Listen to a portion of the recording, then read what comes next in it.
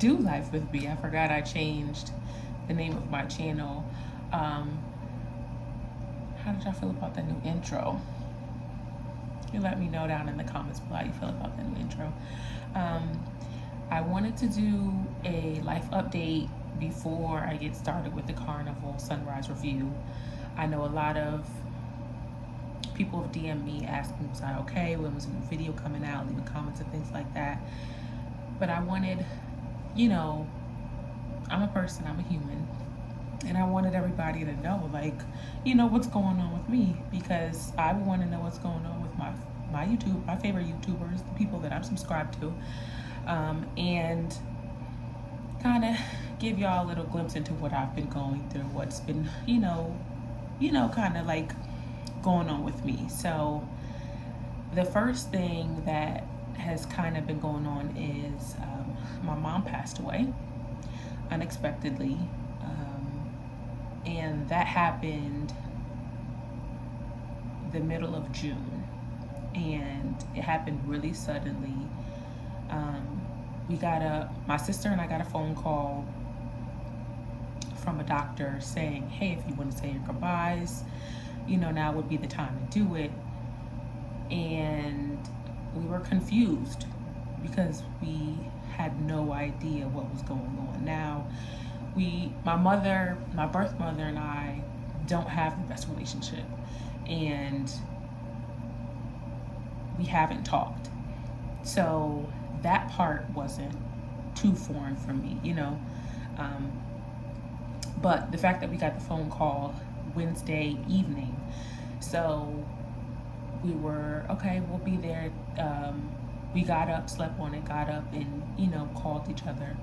Said, okay, this is how I'm feeling, let's go. Okay, I'll go with you to support you. Let's go see what's going on. But then the doctor called back and was like, you should get here sooner rather than later. We said, we'll get there Thursday evening. We'll get there Friday morning. He was like, no, wait. Not to wait, but we'll have the floor manager in contact with you so they know that you're coming. So if you need to come later tonight, that's fine. After visiting hours, you'll be okay. So we get there and we don't know what we're going to walk into. We don't know what we're feeling, as in the course of 3 hours, booking our flights, hotel reservations, transportation from the airport to the hospital, communicating with our family that we're coming out, because nobody knows what's going on. My aunt got a similar call and she was going to wait for us to come up there so we can go together. So one of my aunts, my sister and I, my cousin, went up there, and when we walked in, she's like, looked like she's seen a ghost, because like I said, we weren't in communication. So she spoke to everyone. She spoke to me. She just, hi, give me a hug. That was it. That's all I was expecting from her, for me anyway. And if you all don't know, I'm a nurse. And being on the other side of, I don't know how to describe it, being on the opposite side, the roles being basically reversed, of me having to take care of someone or having to tell them, it's not really looking too good. What I've done in the past, working in a hospital, that's a whole other story. I don't work in hospitals anymore, but being on the opposite end of that, you can't turn that hat off, you know what I'm saying? So we went to see her Thursday. Friday we had a meeting with her team of doctors about what's been going on, diagnosis, prognosis, all of those things. And at first, my aunt and my cousin wasn't understanding. They thought that there was a treatment or some type of cure, you know what I'm saying? And there wasn't. And I knew that. I picked up what they were putting down immediately when they said it, but I know what I'm listening for. Hospitals and doctors, if they have good bedside manner, they're going to be very compassionate as they're talking to you. And they were. They let us have our time, and my mom basically said, whatever y'all decide to do. And I didn't think it was fair for me, I'm the baby, to make choices knowing that her sister is there, knowing not that her sister was there, but knowing that it's not just me making decisions. So I kind of faded in the back and let everybody else do the talking, and then having to explain to them even more, she's not going to get better. This is nothing that they can do about it. This is something that she knew that she was sick for over a year, and she decided that she didn't want to tell anyone, and that's fine. That's her choice. Of course, the difficult conversations, palliative care, end of life care, keeping her comfortable, having to tell family and friends to give them time if they want to come up to the hospital and see her and say their goodbyes and things like that, while she's able to talk and boss everybody around, which she always does. So that just was a tough time, a tough conversation. It was just tough being there.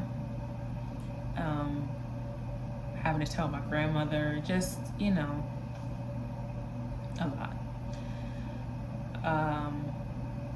After that, laying her to rest, and my grandmother's in a wheelchair. The accessoride pulled up to her house because she was sitting on the porch. We got her on the porch. They pulled up to the house and they drove away. So my grandmother wasn't even able to attend her own daughter's funeral. That, everybody being upset about that. That's that in New York, back home. So then I come back to Virginia where I live, and I want to say 2 weeks later, we had a grease fire. Being displaced, being in not a hospital, being in a hotel, insurance adjusters, phone conversations, talking to this person, third party that person, dealing with that. It's just been a lot going on, a lot of tough conversations, uncomfortable moments,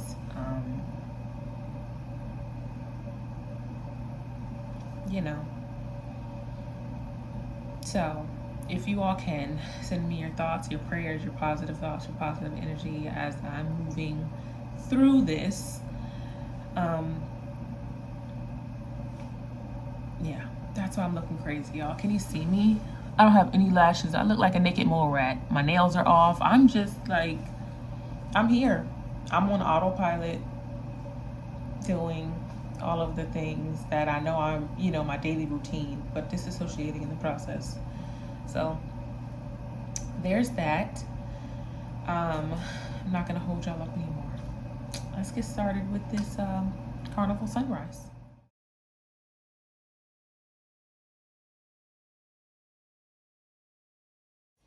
All right, so the first pro for the Carnival sunrise was the very, very quick embarkation. Normally, when you go on a trip, when you go on a cruise, they're checking it right before they tell you what line to go into, and then when you get to the door, and then when you get to the desk or table where they do the COVID survey and they check your credentials, and then again when you get to the counter to see if you want to put onboard credits on there to take your picture. If you have a birth certificate or if you have passports, they use your passport photo. So normally you're showing your things, you're normally showing your things about 3-4 times. It didn't happen on this one. A good 2 times is when I showed my identification. Now, mind you, this is the one my son went on also. So I don't know if it was because of him. They're like, no, he's a baby, don't have much patience, let's just go ahead and get him on. But they were really, really fast. about the embarkation. Really fast, really quick.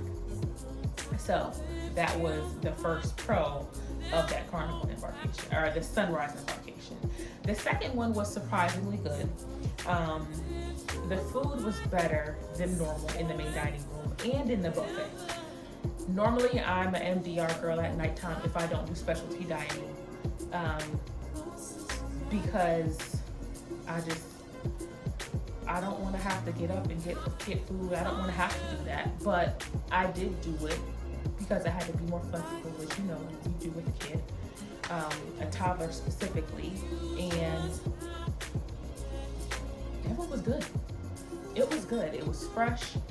It was good, and it was a good variety of things. Like, it wasn't a bunch of pork this, beef that, chicken that. Like, they had a good mixture or a good variety of food. So, another pro. I don't know if I said this, but this is actually for the October 2022 sailing. So this is last year's. Sounds so bad when I say it out loud, but this is last year's review. But I did write things down in real time as I was on the ship. I like jotted it down in my notes in my phone, and I just wrote it down. So it's not me trying to remember, I promise you. I finally got a hold of the veggie burger. Everybody was saying to go to Guy's Burger for the veggie burger, but Guy's Burgers didn't have a veggie burger. They told me to go to the deli to get the veggie burger. And I appreciate that, because the griddles that they have at Guy's Burger, they do beef and they do pork on there. So if they would have cooked a veggie burger on those griddles, it would have no longer been a veggie burger. And I appreciate that. And I didn't mind walking around the corner to get it. And they made it fresh and getting whatever toppings and things that I wanted. It was really good. Like, you can actually see the vegetables in the veggie burger. It wasn't mushy or anything like that. It was really good. It was really, really good. I like it. So if you do want a veggie burger, if you're pescatarian like I am, go to the deli. They'll make them. It doesn't matter. They're not inconvenienced by it. They're like, oh, how many do you want? They make them fresh right then and there. The next pro was the room attendant. Now, I do not remember his name. I know it was something that I could not pronounce, and he told me a nickname. I want to say it was Al in short. And he went above and beyond for myself and for my son, and making sure we were comfortable, making sure that everything we needed, he anticipated our needs, and executed every single time. I think it was maybe 2 or 3 times that I seen him throughout the whole trip, but on it, in and out, quick, making sure everything was done and done efficiently. So my son likes chocolate milk in the morning, and he does almond milk. We do almond milk, and I brought the powder, the chocolate milk mix with me on the ship, and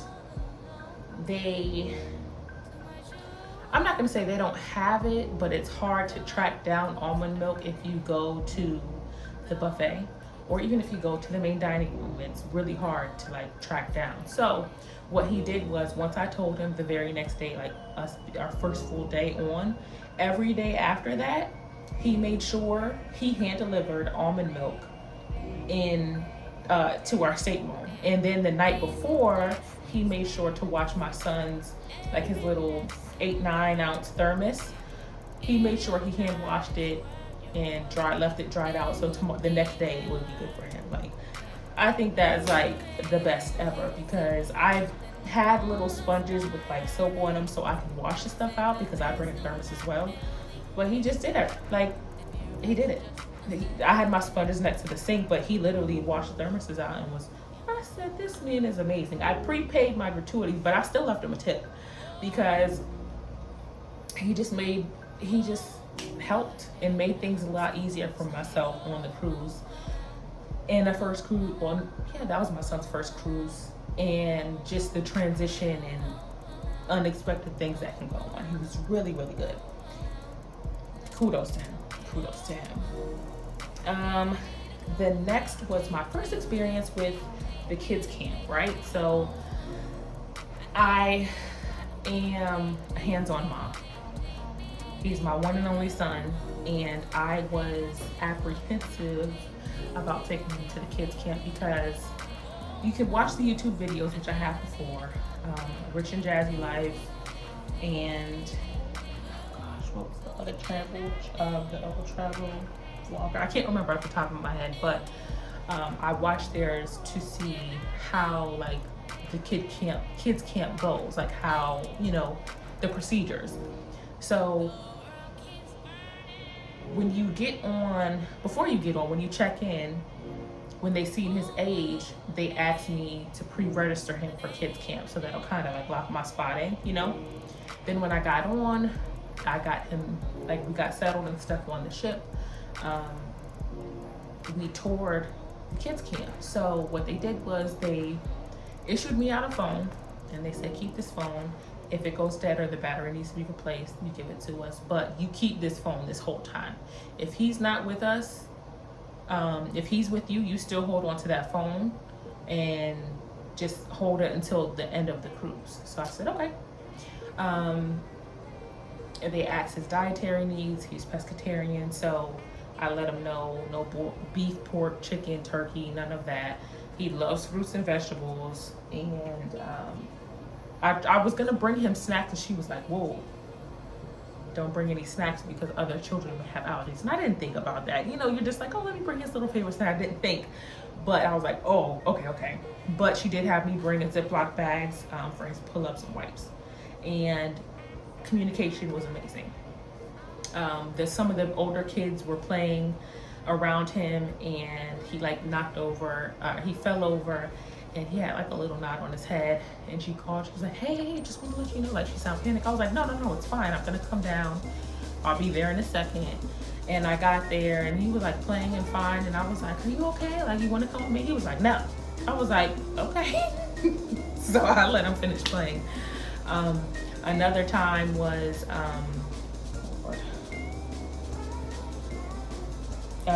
he doesn't really cry. He's not much of a crier. If he cries, something's wrong. Like, he might a little whine or fuss or something because he doesn't get what he wants. But crying, he doesn't really do. So when he cried, they called and was like, hey, he's crying. That's why you gotta tell me about my baby. I'm there. Like, I'm there because I know he doesn't do that often. What's going on? He just wanted me, and that's okay. But the communication was there. I love that. I appreciate that. And if you are on the fence about letting your children go to the kids camp, do it. Do a little trial one. Have them go while you have dinner, or go while you just want to sunbathe, or have a drink by yourself. Whatever the case is, just try it. And I don't think you'll regret it. Let's see. Okay, on to the cons. Okay, on to the cons. Now, not the first day, but that night, the smells coming from the bathroom. Baby, it was a lot. Like, almost had me gagging a lot. So, sewage issues. Multiple sewage issues and drainage issues. So, aside from the smells, I literally like had to hold my breath while I was showering. Now, mind you, you know, if something stinks and you close your nose, what are you gonna do? You're gonna taste it. Who wants to taste a fart? Who wants to taste that? But you have no choice, or to smell it, like to deal with the smell, or you're gonna taste it, one of the two. So you have to decide, and that's what I had to decide. And it was a really tough decision for me to do. It was a really tough decision for me to do, but it was a lot. That was the worst that I've ever experienced on any ship, ever. So, okay. The second thing regarding the draining was 2 days into the sailing, not the very next day, the day after, well, technically day 3. We went to the pool, we came back, and the sink was stocked up with brown water. And I was confused, like, did I forget to like close the drain, or not close it, but open the drain back up after maybe washing my hands or something? But I didn't. And I thought I was crazy, but I wasn't. So I called maintenance and they came and they fixed it or whatever. I wasn't in the room because the smell was already enough as it is. So while y'all doing stuff, whether it be the toilet, sink, or shower, I'm out of there. So they got it fixed. They called later on that night to check. And I was like, it's okay. But every so often, like, you would hear something gurgling in the bathroom. I'm like, don't start. Don't start, because I would have requested for another room. That's how bad it was. Too much. So there was another time we went to the jacuzzi and we were walking out of the hallway, like where the elevators are, the Lido deck, the aft pools, and we were like, what's going on? Like, we were seeing like the tops of people's heads. Like, what the heck is going on? Am I tripping? Like, are these people just underwater? Honey, you know people like to have a drink and they like to get drunk and they like to be in water. That's fine, you're on vacation. These people was drunk and having a good time and did not realize that the pool drained on its own. So they went from floating in the water with their drinks literally to damn near standing up, to eventually standing up at the bottom at the bottom of the pool. So visualize people drunk trying to get out of the pool with no water. Baby, if I could have recorded that, it would have went viral, because these people, like I said, were drunk. Like, they had people on their shoulders, like trying to push them on the elevator to get them up. And I just was crying, laughing, but I was like, what is going on? So somebody came out to check to see what was going on. They had everybody get out, help the people that needed help to get out. And they were refilling the pool. But as they were refilling the pool, in the jacuzzi, the water was cold water coming in. And it was brown. I'm out of there. When I say I could levitate it out of that water, I said not me needing to take a bleach bath, because now it's brown water all on me. And I don't know what's in that brown water, and I'm disgusted and grossed out, and get me out of here. The water's trying to fill up in the pool. It's brown water. They just shut the pool down. I said, y'all might as well just shut down the back of this shit. This pool, jacuzzis, just shut it all down. Disinfect it, do whatever y'all have to do. Because this is not it. Like, disgusted. That was the first and the last time I got in the pool, jacuzzi, anything on that particular ceiling. And I said, I'm okay. So hopefully they got it fixed for the next ceiling. Because that, no. That's disgusting. Disgusting.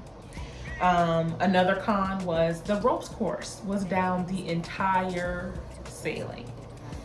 I was looking forward to it, and I made sure that I brought, like, I always bring workout clothes, like maybe I'll bring shorts or something, but I made sure to like bring long pants for the ropes course. And it wasn't because it was so windy. It was all day, it was closed, in port, sea days, wind blowing, no wind blowing, it was just shut down. And there was no one up there for me to ask. So hopefully they get it fixed or open it up. I'm not really sure what was the reason, but that's neither here nor there. But that was a deuce, because I enjoy the ropes course. I am a little adventurous and I don't mind doing zip lining off the side of the ship. I'm okay with it. The other con was the dinner buffet. Even though the food was good, there were shortages of food.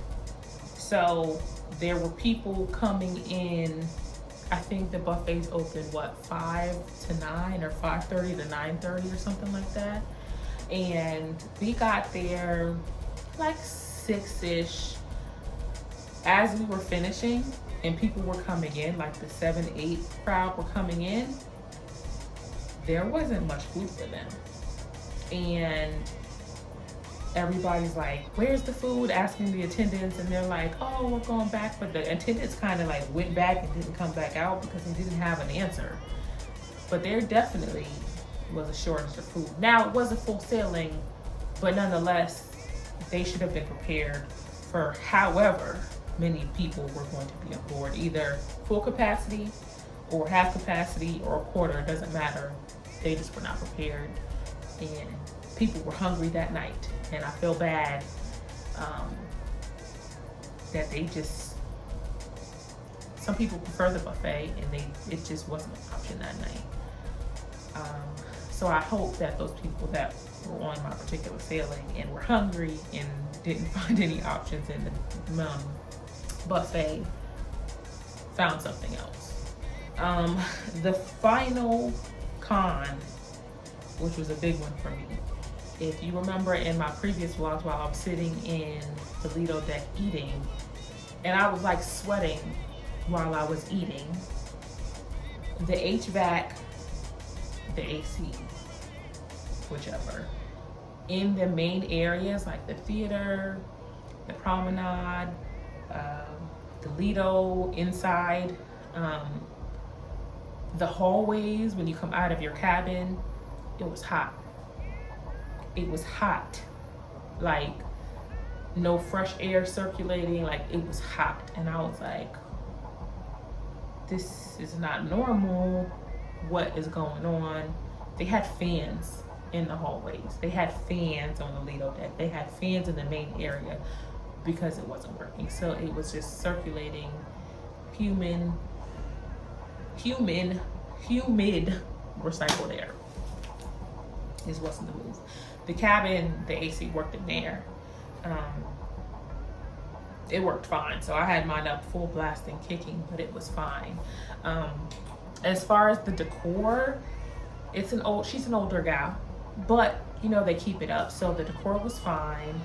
The entertainment was okay. This particular sailing, not much to write home about, which was surprising for Carnival because I like Carnival's entertainment.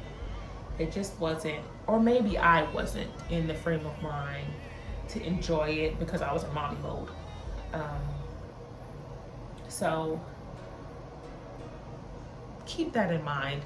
Understand with an older ship that some things can and will go wrong, and just pack your patience, be understanding, and it's a vacation, roll with the punches. If it's things that you cannot bear, talk to guest services. I'm sure they'll find a way to get you situated, get it rectified, whatever way they see fit. I'm sorry once again that it took so long for this review. Y'all understand I'm human. Understand I am trying to grow my channel, and this is just not what I was expecting to have happen for my summer of 2023. So what I'm gonna do is I'm just gonna look forward to the fall. Thank you for watching my channel. If you are new here, subscribe. I know we post more videos, I promise. I'm gonna do better, Lord, I'm gonna do better. But for my older subscribers, new subscribers, thank you all for taking the time out to watch. I love everyone, love on everyone, and I will see you all in the next vlog.